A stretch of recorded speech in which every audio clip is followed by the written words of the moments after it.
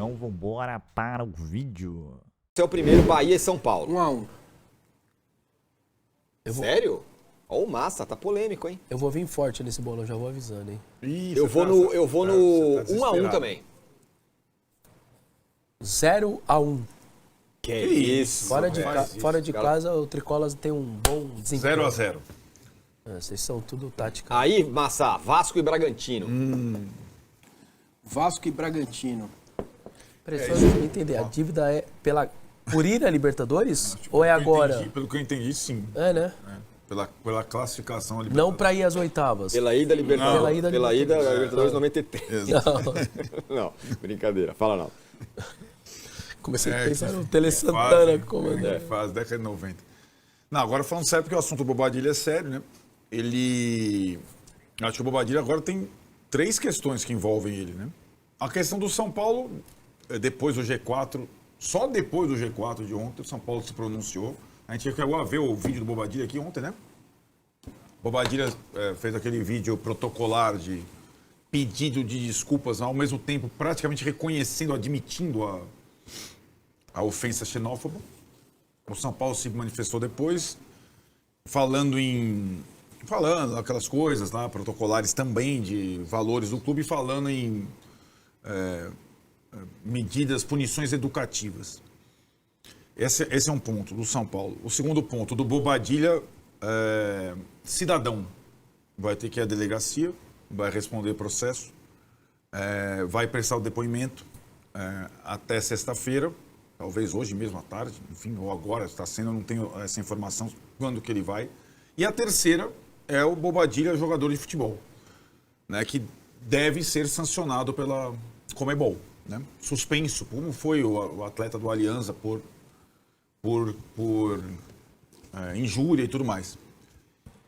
O que acontece é que esse aspecto, né, da suspensão, esse último aspecto, a Federação Paraguaia já se pronunciou e a gente pôde entender ao longo da quarta-feira que se tratava de uma questão entre 2 atletas que vinha de antes, né?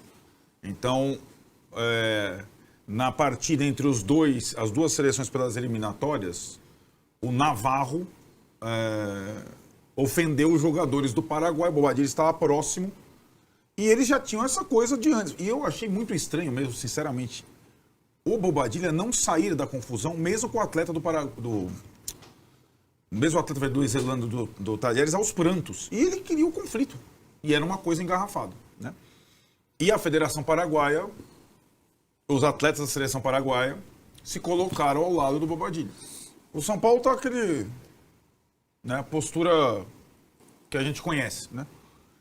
Casariana. A Federação Paraguaia não. A Federação Paraguaia respondeu o Talheres e vai defender. Porque o Bobadilha suspenso pela Conmebol não é suspenso da Libertadores, é suspenso das eliminatórias sul-americanas também, né? Ele vai jogar contra o Brasil, por exemplo. Está convocado. Aliás, o Navarro também está convocado. O Navarro tem outras situações, é o que a Federação Paraguaia está recolhendo, né? Navarro contra a polícia, Navarro contra não sei quem.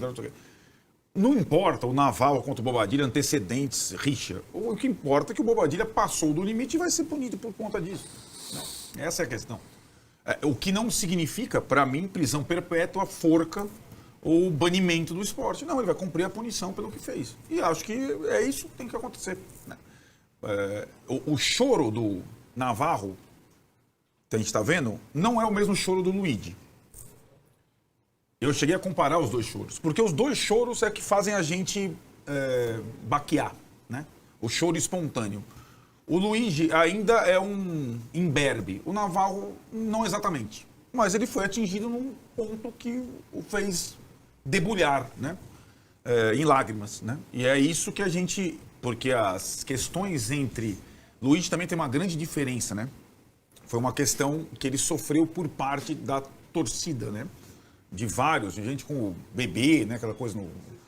E o Bobadilha com o Navarro é aquele que a gente fala do código entre jogadores, que muitas vezes são coisas pesadas mesmo, que passam de qualquer limite, e o Bobadilha passou no limite.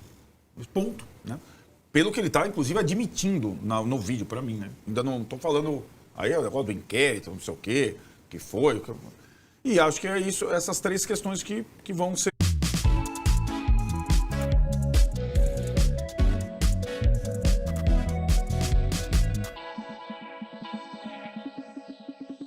Na Conmebol como atleta do clube e também da seleção paraguaia, né? Então eu acho que é essa a situação. Sobre ir a Salvador, a não ser que o São Paulo ou punisse ou afastasse, o que não vai acontecer. Vai ter um mês aí de preparação de Mundial.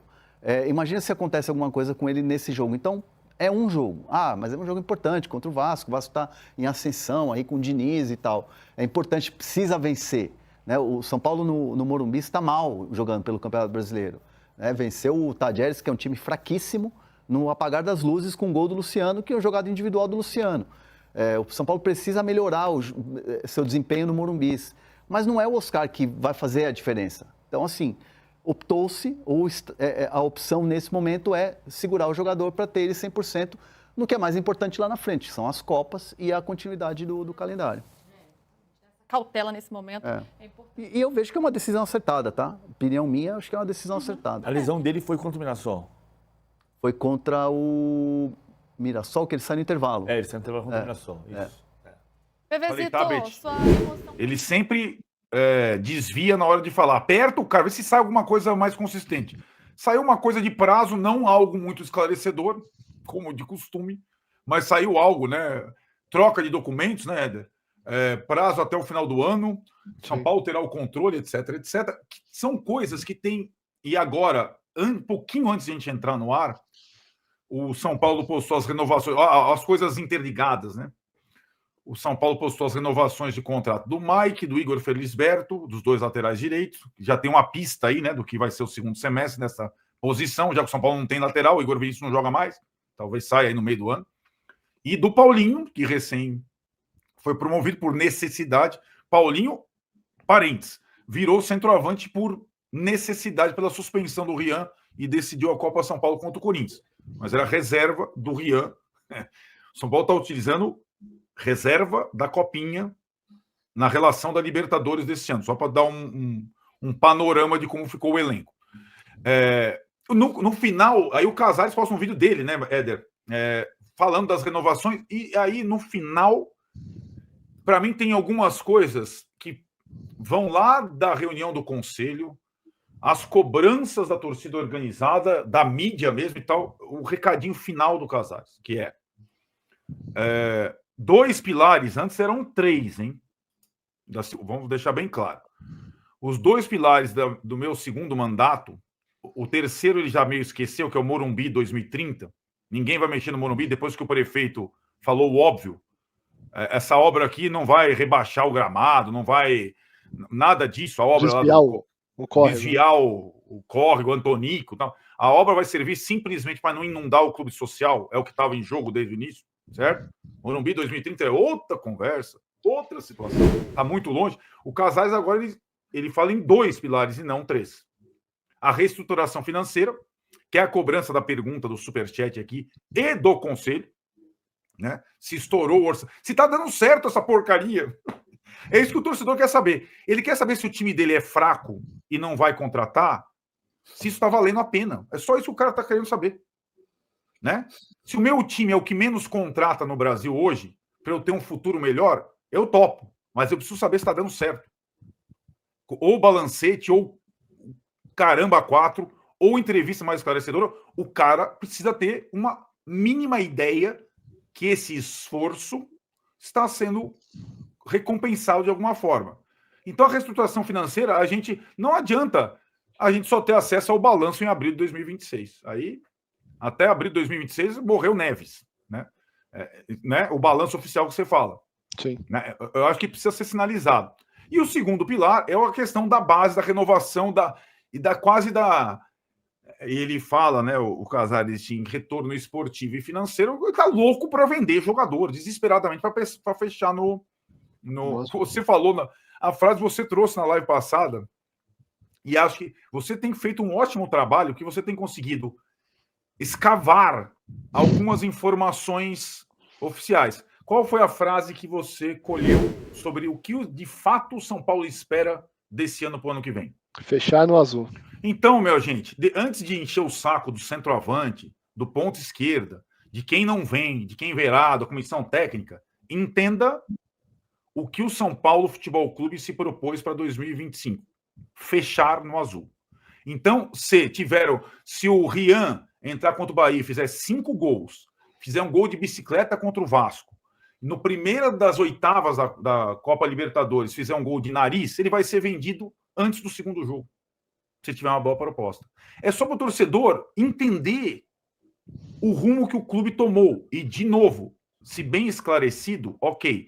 Aí, quando tem no conselho a apresentação de números de um conselheiro da oposição com fundamento, e ele mostra a situação que tem uma situação muito confortável, não tem praticamente oposição, se recusa a debater, ou se recusa a mostrar números oficiais.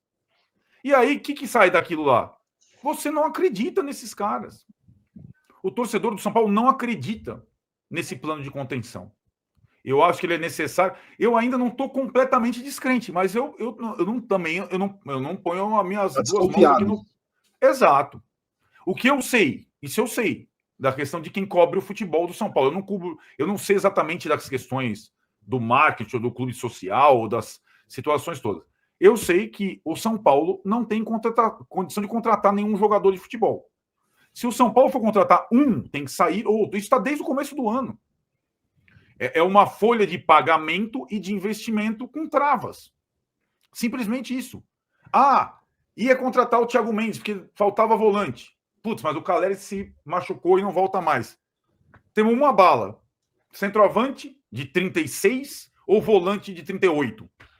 Vamos no centro. É assim que o São Paulo... Mas aí tá um detalhe, Arnaldo. O Caleri, ele não tá fora. Ele tá machucado, ele não pode tá na jogar, folha. mas ele continua recebendo. Isso. O salário dele continua mas, do mesmo jeito. Então ele não pode pode acontecer. sair pra entrar outro. Isso, perfeito.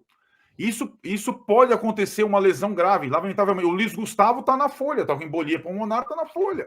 Não sabe nem quando pode poder jogar. Exato. Então, o ano do São Paulo é dificílimo.